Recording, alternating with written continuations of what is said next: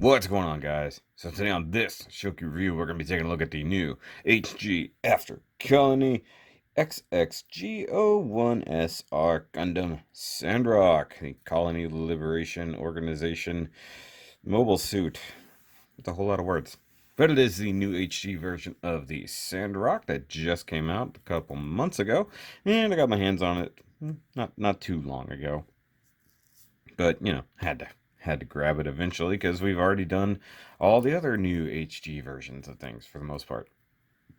But real quick, we have a great image of the Sandrock right here on the front, slicing through something. He's in battle for sure because he's being attacked from this way, and we've got all his friends in the back. Hey, look, there's mine, number 11. That's awesome. How did he know that I would be there in the battle with him? That's some pretty good artwork. But we got the new Bandai Spirits logo down here, Gundam Wing logo up there, Bandai Spirits 2019 over there. And if we come in here, we get the obligatory rear and front shot. We got actions, and he's doing like a double thing, just slashing. And you got kind of a spear holding thumbs up hand. You've got a gripping hand or cupping hand, kind of, and you've got various armaments. Various armaments and backpack can be combined to recreate the Cross Crusher, whatever that is. And you got the red hot heat shuttle blades that have been recreated with clear parts. I wonder why they don't. Those aren't even clear there. Not really. They're painted. And you got gimmicks. Torso can do things. Hips can do things. Weapons. Yeah, it comes with weapons. What else is new? And you got number 228 in the line, Gundam Sandrock, Gundam.info. That's a new thing. New Bandai logo there. Repeat of the box art. So nice blue flames coming out the back. That's pretty cool. And come over here. And you've got one of the 5 Gundams deployed during Operation Meteor. It was developed by Professor H in the L4 colonies. It excels in melee ability. It has high maneuverability on land. And its communication functions have been enhanced. It was used as a commander unit. Duh. And you got the plastics there. So once again, they're kind of having to stretch out the box a little bit because they removed some things there. And you've got the little warnings. Do not stick a Sandrock in your 3-year-old's face because it'll hurt. And you can see I picked it up at Bedrock City for $18.99, which is probably just a little bit high. Not bad. I figured this was in the $15 range. Just taking a guess at that because, once again, they don't put the things on there. And the illustration is by Morishita Naochika, which is why I like it so much, since that's one of my favorite artists. But we got a new Sandrock Gundam, still upside down because Katra can't avoid that. It is what it is. And yes, we're still trying out the black background. So far, it's not working out too bad here. We'll see what happens from here on out, though. But let's get on with it.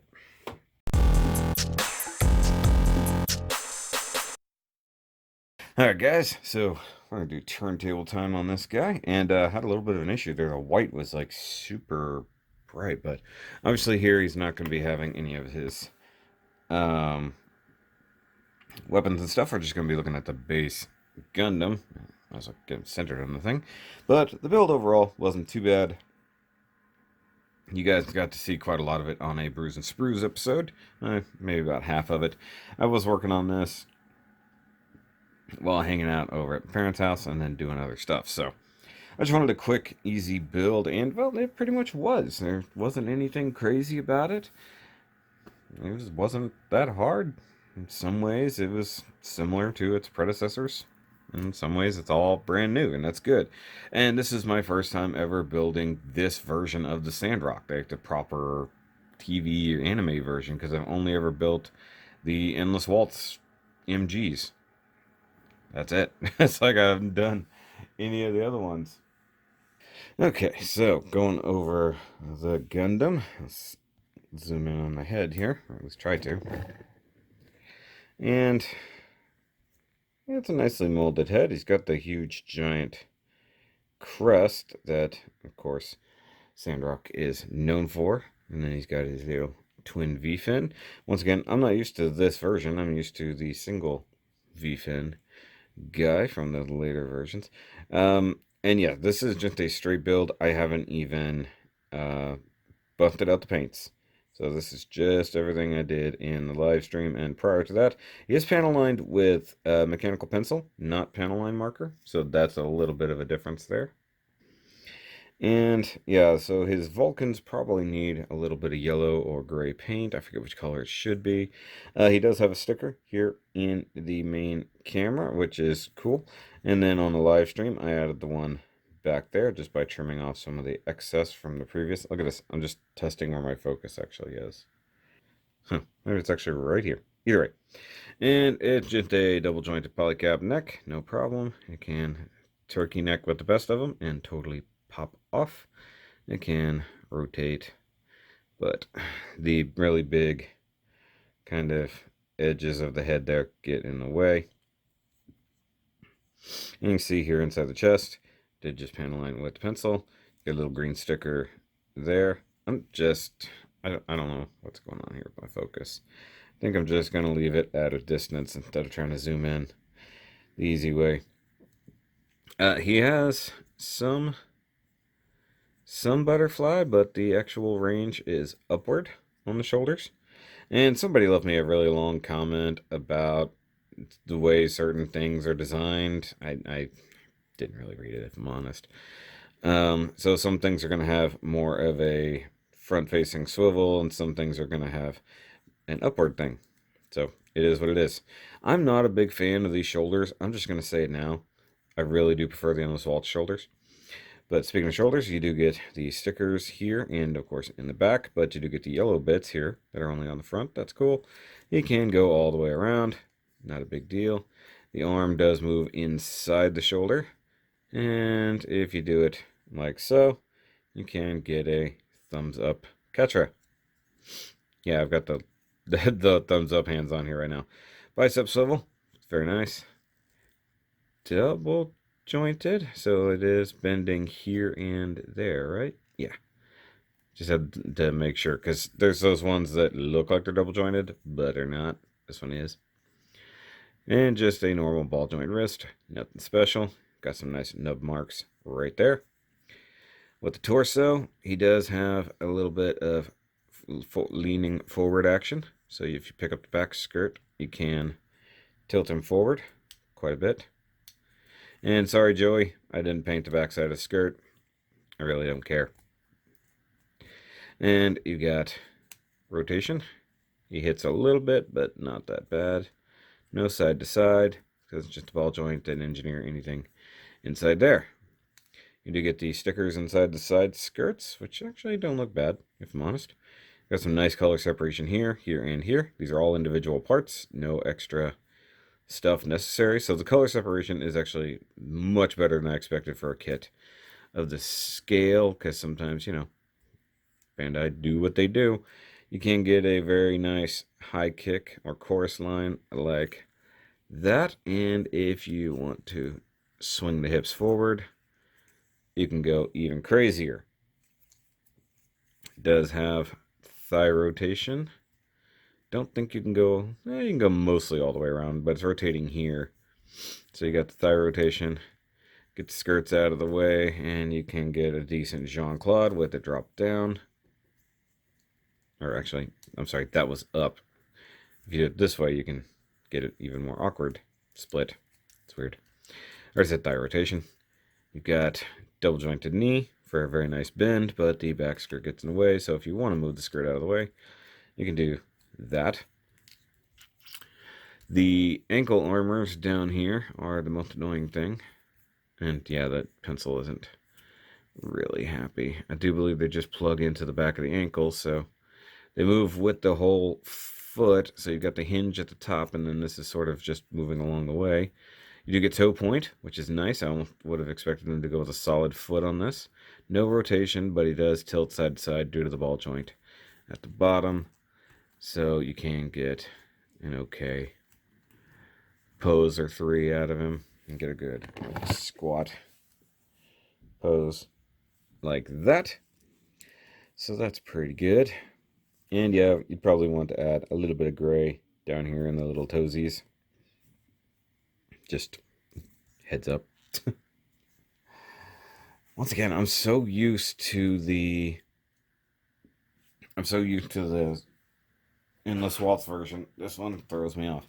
Now, one thing I want to look at real quick is the box, because I do want to see what color separation I need to do. It's something I always talk about, but I never show off. Okay, so the vents down here on the knees need to be gray. The toes also need to be gray, or at least a little, whatever that is. Those can be like a lighter gray, and yeah, the Vulcans need to be yellow, and it looks like the inside of the butt skirt is supposed to be gray. Probably all of the skirts on the inside should be gray, so that's not a giant mystery. But, you know, that's not a lot of missing detail, if we're honest here. So, let's move on to obligatory accessories. Kind of what you do in this job. And we've got hands galore, as the instruction said. So this is kind of a weird posing open hand. I don't know the exact use for it, but you can sort of do what you want. And you get another one. Whoop. I can't hold anything, guys. Ironically, my hands are tired. You get the right hand as well. And you've got basic holding hands. My biggest thing about this is they all come with their own backing, so you're not having to swap out hands to get the backing of the hands, like other kits that we'll be looking at sometime soon. So, just real quick, because I'm going in the order of the pile that's to my left, you do get his little serpenty looking shield, which is pretty cool. The only thing I did wrong was the eyes. I screwed up the order of the way things were assembled, so those stickers aren't great. You can always paint that if you want, but the layered detail and colors are very nice. I dig that. And it does just plug into the forearm, like so. That's a surprising point right there. Just plugs into the forearm, and get a nice looking shield. Kind of dig that.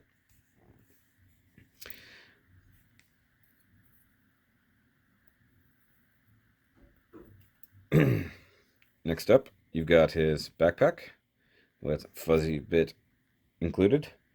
He does have a hole there. He's got a hole right there on a swivel. And he's got thrusters. Just plug that into the backpack. Into the backpack. Into the back. Like you do. Something about him feels awkward. I don't know what it is. I think maybe it's the ginormous shoulders that bother me so much. Like, oh. I think he doesn't, like, Catcher's like some kind of royalty or, you know, very expensive millionaire, whatever. Expensive millionaire. He's got a lot of money. He's got his own, like, corporation, stuff like that, right? It's been a long time. So, like, I figure, like, especially considering where he comes from, I think, like, regalness and something had to do with the decisions of the design. But, something about the design bothers me. But, of course, we gotta go look at his swords, or his heat shuttles. And the only problem I have with it is the weird kink in the handle.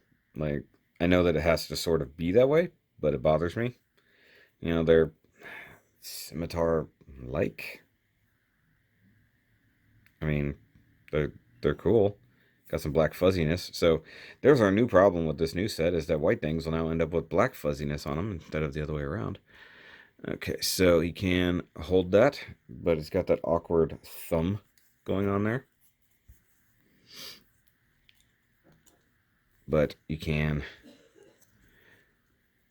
hold the swords like so. Kind of wish the handles were square, not round. So, you know, so it would look a little bit different. Let's see, I don't remember what that is supposed to be, like chopping like way out here. I don't know. I guess a downward slash is what he was going for. Whatever. Those are cool. And if you use the normal hand, like so, to me, it actually has a better grip. Like, it doesn't want to rotate as much. Like, you're not going to get as cool a pose out of it. Like, it's the one good thing about the lance holding hands, is they can give you a cool, like, downward point of the sword, but, like, it just feels weird. Because the swords are already at an angle. Like, that's the thing. It's like, so to me, it's, unless you're going for, like, a very specific pose, these are perfectly fine. And, as usual, well, not usual, as I like, we do have weapon storage. You just plug the little square tab in to the backpack, and you get weapon storage. Also very different from the one that I know with the endless waltz. And because you gotta have them, you get the clear blades. See, I'm really worried that like that's gonna stick in there too hard and I'm not gonna be able to pull it apart, and then the handle's gonna snap off. Okay, so we got tab on one side so that you can't exactly screw it up. There's your nice shiny red blade. Come to this side, we'll do the same thing. Now, to me, the translucent red is kind of silly because the blades don't like go translucent. To me, translucent means it's a beam blade, not just that it got hot. To me, doing a nice glowing red color would be preferable. To me, they look a little silly in the red. I don't know. Maybe that's just me. Like, to me, it would make more sense to paint these a solid, glowy red. Make them look like they're actually hot. Instead of, like, they're made of Jolly Rancher. And that's kind of what they are. They're Jolly Rancher blades. Come on. Seriously, guys. I've had a very long week already, and it's only Wednesday. Okay, so now that we've got all of that out of the way, actually, we don't have all of that out of the way. I apologize. Let's do the one last gimmick that it can do. So if you take the backpack, stay, and you, let's see, which way does it normally go? This way? Combine it with the shield. Couldn't think of the word. And throw the swords on it. You can do all of this, which is cool in its own right. So you get this effect. Once again, something I'm used to with the MG, but it does it completely different. You know, it just all attaches directly to the shield. There's no needing to connect the backpack. But, I mean, it's a cool look. It's a little bulky, but I like the idea that if you had the thrusters pointed out, you could actually, like, torch a guy. Now, is that 100% canon? I don't know. Like, is that what he did in the series? I don't know. It's been like 15 years since I watched Gundam Wing. I still have it on DVD somewhere, but I've got it. Actually, I was supposed to gift that to somebody. I completely forgot. I have not seen them in a long time either. But, okay. Now it's time for obligatory comparison. First, bring out the Leo. Daddy's very good at shredding. Him and his buddies. Speaking of which, this one of his little minions, which, I'm not going to lie, I think this is a better kit. I mean, a Gundam is cool, but that's much better. Then we got Wally, just for size comparison. Obviously not a model kit if you guys are new here. And to compare to the only other normal, quote-unquote, version of Sandrock I've got, here it is with the Endless Waltz MG. And as I've stated before, yeah, I know it's a very different version of it, but I like this. I like the color scheme. I like the design of the shoulders. I like the simpler V-fin. Like, in general, I'm much bigger fan of that. Now, is there ever going to give us an Endless Waltz version in HG? Or maybe they did, and I missed it a long time ago. I don't know. But as you can see, you know, I use the heated versions here, mostly because I'm just lazy and they look kind of cool. But, of course, this one doesn't, or has not had the breakage issues that I've had with the MGs. But that's a Gundam marker versus ABS problem, not a, well, Gundam problem in specific. But this gives me ideas of what I could do to this one to just improve it. Say, like, the yellow Vulcans, things like that, details like that. And I like that in some degrees, because once again, this is the first time I've ever been able to compare these two versions of the Sandrock. So this, yeah, I'm not a fan of. I like this. I like the cool sandwich version. But the shield, I mean, while it's a similar ideal, obviously it's been changed up quite a bit, but the idea is still there. The simpler design is neat. Like, I wouldn't mind this and that color scheme. So, I mean, there's that. I mean, part of me, if I could, I mean, I don't know how hard it is to get a hold of these kits nowadays. I wouldn't mind doing this in this color scheme. Actually give it, like, this is kind of a new Gundam-ish, or almost a Gundam Mark II type color scheme. So I don't know if that was 100% intentional. But, it's a thing. It's a thing they do. But, yeah. I don't think there's anything else to say. I mean, we've already kind of gone over it all. I can't compare it to anything else. I never built any of the older versions. I can only compare it to the other kits from this line, from the new After Colony. Yeah, After Colony. It's been a minute, guys. Sorry. So from the new HD After Colony line, I don't know. The Leo is a great kit, and it's super simple and super cheap. The only thing that's weird about it is like the knee development and maybe the elbows, like just the way those joints work is one of the weirder things. This is definitely a Gundam and not based on that kit or, even his own minions. There's no similarities. But like I said, I still think I prefer this design of a model. Like, something about this stands out more to me. We still have the color separation and things like that. Maybe it's just the difference. I just prefer the look. I don't know. I think it's interesting that they go together, but they don't. Like, I kind of wish there was some color similarities, to show that he's the leader of, these guys. But I don't know. It's not bad by any means. I guess because I'm not a big fan of this version of Sandrock, I'm having a hard time liking it.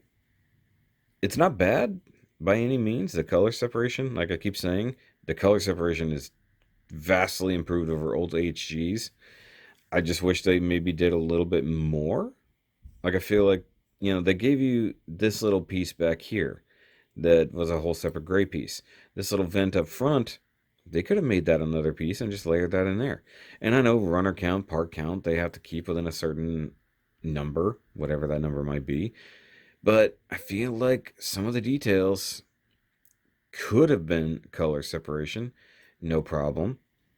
And then other things are actually an improvement that I would have thought would have been stickers. I would have thought that almost this whole faceplate here for the snake head would have been a sticker back in the day. Was it? I don't know. I never built one.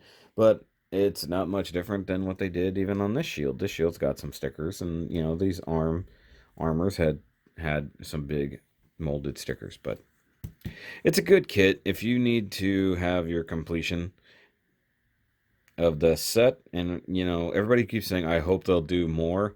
Of course they're going to do more. Wing is a massively popular series. They've gone this far. They've already kind of given us a new version of the Ultron from last Build Diver, so everybody should definitely expect that. I mean, I feel like people think that Bandai's just going to abandon this line. Like, can they? Of course they can. They're Bandai. Will they? Not likely. Given how popular the Gundams are, but I think that the troops are gonna outsell them any given day. Like, because you're only gonna need one, maybe two versions of a Gundam. Especially if they give us new and less Waltz versions based off of these in like 2 years. But the Leos, people are buying by the dozen or by the 40. They're building them out. Same thing with Space Leos. So, I mean, I think the troops, if they give us like Tauruses and, a Cancer or things like that, those are the things people are more excited about than just the Gundams themselves. And part of me thinks that, that's the route I'm going to take too. So, but this review's gone on more than long enough, guys. So give me a big old thumbs up, hit that subscribe button if you are new here, which a lot of you are, and in fact about 60 to 80% of you watching this probably are not subscribed at all. So go ahead and hit that button and just stick around instead of coming back all the time to come look at it. Or if you're watching since I posted it on Facebook or something, just hit that button, get my numbers up. It's all good. And with all the new coming apocalypse of everything, because at the time of filming this, we actually don't know how bad YouTube is screwing us yet, because it's not the 10th, and that's when we find out how bad it's going to get. In the future, I may not even have much in the way of monetization. So for right now, it's still free and clear. So, but do everything you can to help, including going to check out the Patreon, which, in the coming year, things are going to change. You're going to be able to go over there to see a lot more of my content versus the stuff that will just be public here on the channel. So please, if you want to help support, by all means. You want to go check out the Shoky store, by all means. I've eliminated a whole lot of stuff that wasn't selling and just left my basic merch. And if I have time, I might come up with a Christmas thing. We'll see what happens. But until then, guys, remember as always, keep on building.